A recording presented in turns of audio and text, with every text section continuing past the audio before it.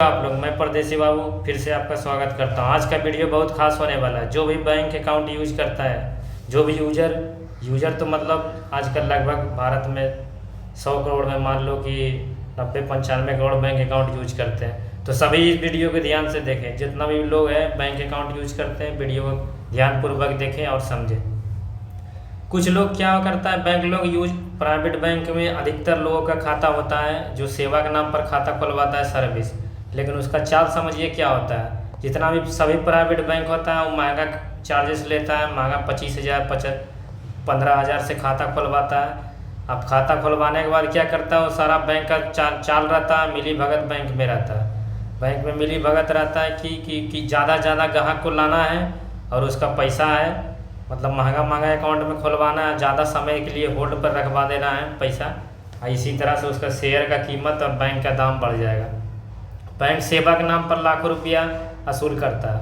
RBI से मान्यता प्राप्त लेकर लाइसेंस लेकर सेवा और डिफिशेंसी के नाम पर लाखों रुपया वसूल करता है और ग्राहक से अधिकतर चार्ज लेता है। वो तो ठीक है, लेकिन आज मैं बात करने वाला हूँ जिसका अकाउंट फ्रीज होता है, यानी लीन अकाउंट के बारे में। अब उसमें कैसे बैंक का चाल रहता है आप देखिए। बैंक को मिलता है साइबर सेल से रिपोर्ट या एनसीआरपी से लेटर मिलता है कि अकाउंट फ्रीज करने का।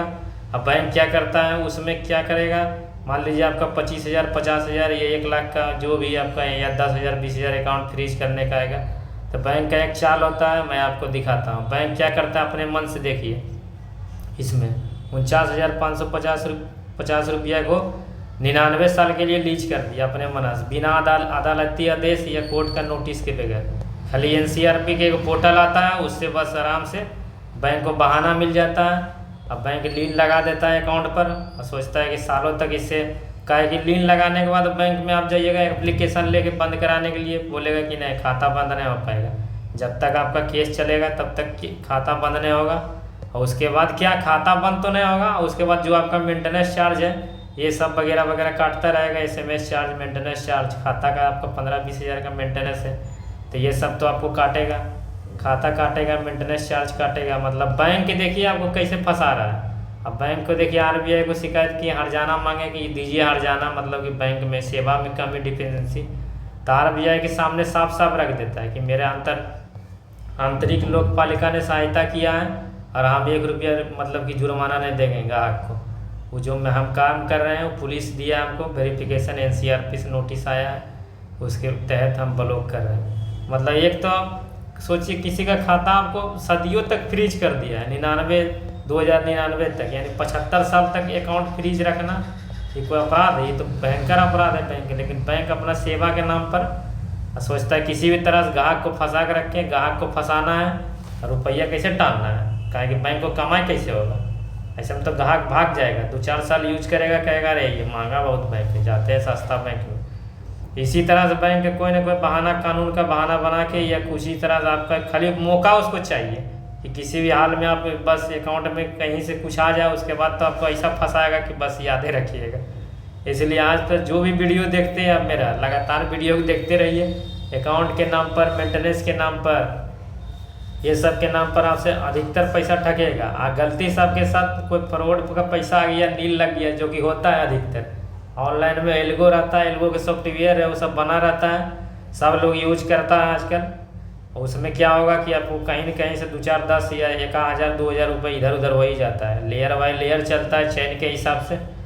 जहाँ आपको गलती से धराया बस उसके बाद तो बैंक को बहाना मिल गया, उसके बाद तो बैंक कानून के पल्ला झाड़ के आपको ऐसा फंसाएगा कि आप कहिएगा रे, आपको बैंक बंद करने देगा ना चालू करने देगा, आपका पैसा फंसाएगा। उसके बाद मेंटेनेंस और SMS के नहीं, सब प्राइवेट बैंक, ये कल्ला नहीं बोल रहे हैं, सब प्राइवेट बैंक का यही चाल रहता है कि किसी भी तरह आदमी को फंसा देना है।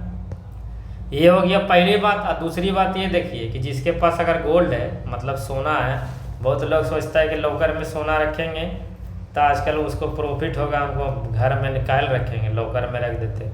लेकिन बैंक का एक आरबीआई से नियम है कि अगर आपका बैंक में लॉकर में या सोना का कुछ हुआ या नुकसान हुआ या बैंक दिवालिया घोषित हो गया या कुछ भी हो गया, तो लॉकर में जो आपका भाड़ा दे रहे हैं किराया, मान लीजिए लॉकर का महीना का 15,000 है तो उसका 100 गुना ही बस दे सकता है, यानी 1.5 लाख रुपया जो भी बनेगा उसका 10 से 100 गुना के बीच में वो देगा, उसके बाद उसको मतलब नहीं सालाना उतना ही पैसा वो देगा, उतना ही RBI से नियम है।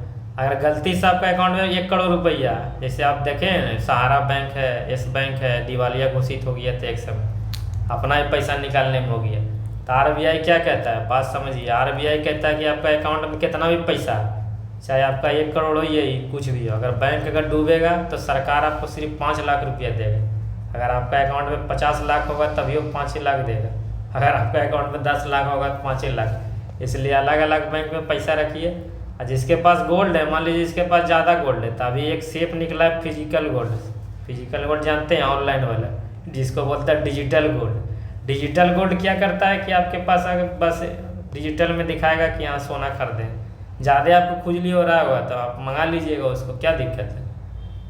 और जो नॉर्मल गोल्ड है आप सोचते हैं कि लॉकर में रख देंगे, देखे थे एगो बीच में न्यूज आया था कि लॉकर में राख मिला था धुआंधार, बैंक का कर्मचारी या कुछ मिल के घोटाला जहाँ होगी आपके साथ, तो आपका लॉकर में कागज है कि धुआं है, वो बोलता है बैंक कि हम तो लॉकर नहीं देखते, जब भी देखते हैं हम लॉकर नहीं जानते क्या रखा है सामान, हम सिर्फ कागज बनाते हैं, बस उसी पर काम होता है। अगर जहाँ धुआं हो गया लॉकर में या कुछ हो गया, वो भी कब देगा 100 ग्राम, मतलब 100 गुना जो जुर्माना बोले लॉकर में आपको, कि कब देगा, जब वो बैंक में कोई भूकंप आ जाएगा या मतलब कि कुछ हो गया जो कि प्राकृतिक घटना, तो कुछ नहीं मिलेगा आपको, चमन्नी मतलब अठन्नी कोई खत्म हो गया पैसे, भूल जाइए सोनों के। अब मान लीजिए बैंक के लापरवाही से हुआ तब, और जहाँ वित्तीय कुछ हो गया तो समझ लीजिए खत्म कहानी। अब बैंक दिवालिया घोषित हुआ तब को बता ही दिए। नील का तो बात है, सबसे खतरनाक तो होता है SMS चार्ज, प्राइवेट का जो बैंक होता है SMS चार्ज नील का आपकी इंतज़ार करता है कि आप किसी भी फेरा में फंसिए, उसके बाद बैंक को तो चार्जर ढूंढने का बहाना मिल ही जाएगा, उसके बाद तो आपको ऐसा तड़पाएगा कि आप यादें रखिएगा। इसलिए कहते हैं मतलब सतर्क रहिएगा। आपके पास ज़्यादा सोना है तो डिजिटल या कम सोना है तो फिर घरे में रखिए, दिक्कत क्या है। बैंक को लॉकर भी यूज करते हैं, सोच समझ के यूज कीजिए। ये वीडियो एजुकेशनल पर्पस के लिए, ठीक है, मैं वित्तीय कोई सलाहकार नहीं, अपना फाइनेंशियल एडवाइजर से सलाह लें। जो मेरे साथ बीता है मैं वो बता रहा हूँ कि बैंक कैसे से चाल चलता है, खेलता है। बाकी आप लोग खुद समझदार हैं, आप समझिए, बाद में हमको इसका कोई जिम्मेदारी नहीं है, ये कहिएगा कि हम बोल दिए ये कुछ बोल दिए। ठीक है तो चलते हैं, जय हिंद जय भारत।